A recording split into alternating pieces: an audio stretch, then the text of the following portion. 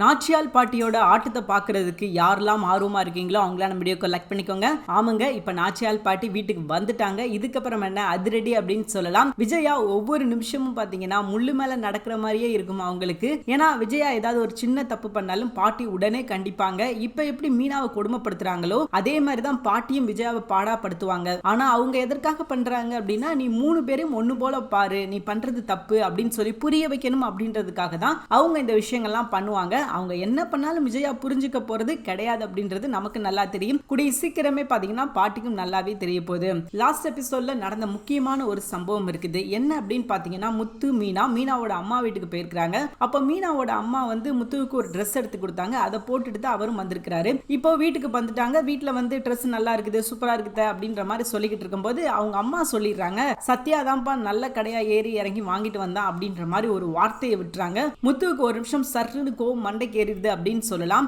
என்ன மீனா, நீ என்ன சொன்ன? அத்தை எடுத்து கொடுத்தாங்கன்னு தானே சொன்ன, இப்ப என்ன சத்யா வாங்கி கொடுத்தாங்க அப்படின்ற மாதிரி சொல்றாங்க. ஆமாங்க, யார் வாங்கினா என்ன, எங்க வீட்டுல இருந்து தானே வாங்கியிருக்காங்க அப்படின்ற மாதிரி சொல்ல முத்து கோவப்பட ஆரம்பிச்சிட்டாரு. இவன் வாங்கி கொடுத்து நான் போடவா, இவன் யாரு தெரியுமா அப்படின்ற மாதிரி. ஏன் அப்படின்னு கேட்டீங்கன்னா, அவருக்கு வந்து ஒரு மிகப்பெரிய உண்மை தெரியும். சத்யா பண்ண வேலை அவருக்கு ஒரு முக்கியமான விஷயம் அவருக்கு தெரியும். சோ அப்படி இருக்கும்போது இவன் அந்த காசுல தான் வாங்கியிருப்பான், இவன் காசுல நான் ட்ரெஸ் எடுத்து போடணுமா? அதே மீறினா சிட்டி கொடுத்த பணமா இருக்கும். சிட்டி எனக்கு வந்து ஒரு ஆப்பு வச்சான், சோ அவன் காசுல எனக்கு இவன் ட்ரெஸ் எடுத்து கொடுப்பானா, அதை நான் போடணுமா அப்படின்ற ஒரு எண்ணம் தான் அவர் மனசுக்குள்ள இருக்குது. அப்போ அந்த இடத்துல கத்துறாரு, இந்த ட்ரெஸ் நான் போட மாட்டேன் அப்படின்ற மாதிரி அவர் சொல்ல, நீங்க போட்டு தானே இருக்கீங்க அப்படின்ற மாதிரி ரெண்டு பேத்துக்கும் இடையில சின்ன வாக்குவாதம் வருது. ஏன் நான் எடுத்து கொடுத்த ட்ரெஸ் போட மாட்டாரா, அவ்வளவு பெரிய ரோசக்கார அவரு அப்படின்ற மாதிரி அவன் கேட்க, மீனா அப்புறமா அவங்க அம்மா இருந்துகிட்டு, டேய் தயவு செஞ்சு அமைதியாடுறா, நாங்க தான் பேசிக்கிட்டு இருக்கோம்ல அப்படின்னு சொல்ல, இவன் எடுத்து கொடுத்த ட்ரெஸ் எனக்கு இப்பவே வேணாம் அப்படின்னு சொல்லி உடனே பட்டனை கலட்டி அப்படியே சட்டை தூக்கி அவன் மூஞ்சில எறிகிறாரு. இவன் காசுல சின்ன குண்டூசி கூட நான் வாங்க மாட்டேன் அப்படின்னு சொல்லி ரொம்பவே தீர்க்கமா இருக்காரு நம்ம முத்து. அந்த சட்டையை போட்டுட்டு அவர் பாட்டு கிளம்பி போயிடுறாரு. அப்போ இவங்க ரெண்டு பேத்துக்கும் இடையில சின்ன மனக்கசப்பு வருது. அதாவது மீனாவுக்கும் அவங்க அம்மாவுக்கும் இடையில.